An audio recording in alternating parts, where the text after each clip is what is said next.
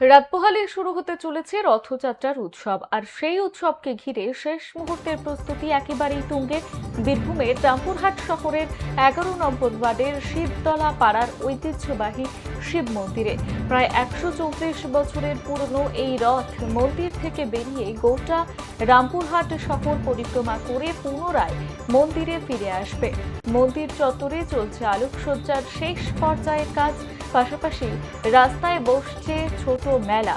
রথ কমিটির সদস্যরা জানিয়েছেন, প্রতি বছরের মতো এবারও 10,000-এর বেশি ভক্ত এবং দর্শনার্থীর আগমন হবে। একসময় সম্পূর্ণ কাঠের কারুকাজে তৈরি ছিল এই রথ।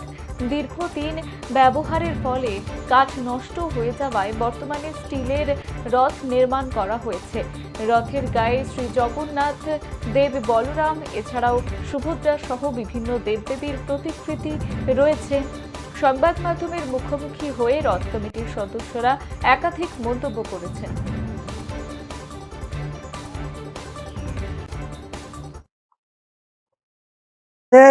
রামপুরহাট শিবতলাপাড়া শিব মন্দিরে রথযাত্রা 134 বছরের।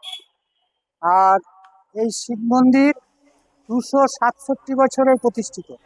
তো আমরা এই শিব মন্দির থেকে বেরিয়ে পথক্রমা করে আবার শিব মন্দিরে ঘুরে আসি।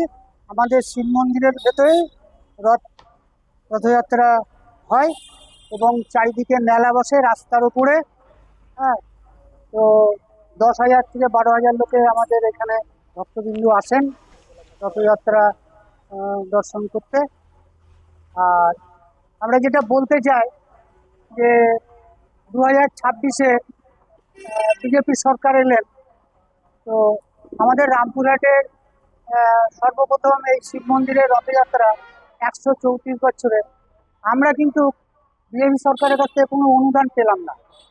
আমরা পেপারে দেখছি যে বিভিন্ন জায়গায় রথযাত্রা উপলক্ষে অনুদান দিয়েছেন শুভেন্দু অধিকারী মহাশয়, আমাদের রাজ্য মুখ্যমন্ত্রী। হ্যাঁ, তাতে কি